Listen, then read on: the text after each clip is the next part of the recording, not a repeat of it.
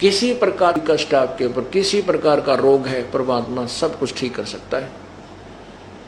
चाहे आप पर किसी प्रकार की आपत्ति है, किसी प्रकार का काम बिगड़ा पड़ा है आपका, तुरंत ठीक करेगा। ये परमात्मा के गुणों में लिखा है।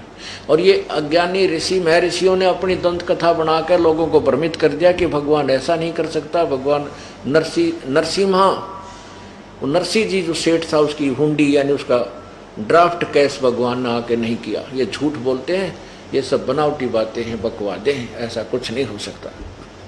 तो ये भोले व्यक्तियों ने ये सोचा भी महर्षि जी और गुरु जी ये बता रहे सत्य होगी, तो उस अज्ञान सिद्धांत के आधार पर ये जनता नास्तिक होने लगेगी, गोटी सूटी लाने लग गए या भक्ति से विमुख हो गए और लाभ कोई मिला को नहीं। जबकि भगवान के गुणों में लिखा है कि परमात्मा जो चाहे सो कर सकता है, प्रत्येक प्रकार के कष्ट को दूर कर सकता है, प्रत्येक प्रकार के रोग को भी नष्ट कर सकता है। अब भगवान के गुण कहाँ लिखे हैं? वेद में और सवसम वेद में, चारों वेदों में और सवसम वेद में। अब प्रसंग चल रहा है कि इन अज्ञानियों ने गट्ठा बैठा दिया कि परमात्मा ये नहीं कर सकता, वो नहीं कर सकता।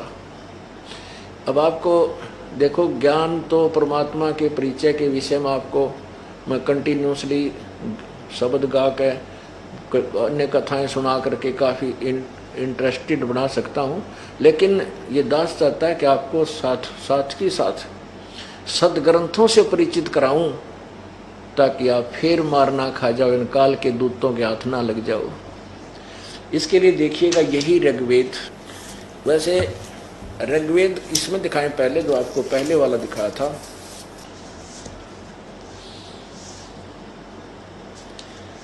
अब ये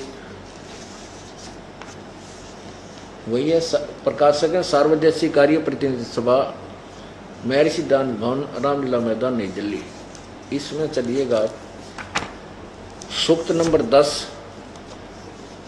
मंडल नंबर 10, सूक्त 161, मंडल 10 और 161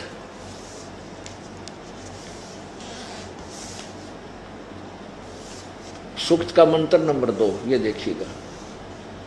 ऋग्वेद मंडल नंबर 10 सूक्त 161, और यहाँ लिखा है इसका अनुवाद, यदि रोगी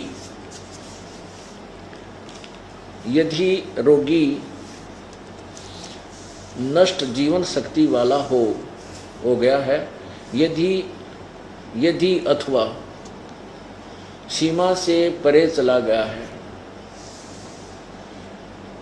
यदि मृत्यु के समीप पहुंच गया ही है, तो भी उस रोगी को, ये भी मैं वेद को छोड़ दिया। अब ये वेद कोई दवाइयाँ की किताब को ना, ये भगवान के विषय में जानकारी है। ये जो है आयुर्वेद की नहीं है, ये आयुर्वेद नहीं है, ये ऋग्वेद है, भगवान के विषय में जानकारी। आयुर्वेद में जड़ी बूटियाँ की लिखी है, लेकिन इसमें तो भगवान की ही महिमा गाई गई है। भगवान ऐसा कर सकता है, भगवान ऐसा कर सकता है। इन्होंने ऊट पटांग करके महर्षि दानंद वाली सोच के भगवान रोग राग नहीं काट सकता, दानंद ने यह छुरी ठोक रखी इनके अंदर, भगवान कुछ नहीं कर सकता। जब भगवान ऐसा अपंग है तो कि गाड़ांगे उस भगवान नाम कौन तलाश करेगा उसकी, जब कुछ करे नहीं सकता। तो इन्होंने इसलिए यहाँ लिख दिया मैं वैद। अब पढ़ने वाले ने सोचना कि वैद के बारे में लिख रखा, वैद तो रोग काटे दे भाई, ठीक है, हाँ ऐसे ही है। अब और दिखाऊंगा, प्रमाण दूंगा आपको, और भी महापुरुषों ने जो महर्षि दानंद के ही अनुयायी है उन्होंने ठीक अनुवाद किया है। ये एक आधा जो घना जिसके घने वेद व्यक्ति थे ना, उन्होंने किसी ने टोक टाक दिया होगा, भाई लिख रखा भगवान वेद का, भगवान रोग काटे, तो उन्होंने फिर चेंज कर दी इसमें, पहले शुरुआत में ठीक किया होगा, छापा होगा। अब देखो, उस रोगी को मैं वैद कष्टप्रद, ये वैद नहीं है, उसको मैं यानी भगवान कष्टप्रद रोग के पंजे से छुड़ा लाता हूँ, और 100 शरद ऋतुओं तक यानी 100 वर्ष, 100 शरद ऋतु माने 100 वर्ष तक जीने के लिए इसको बलयुक्त करता हूँ।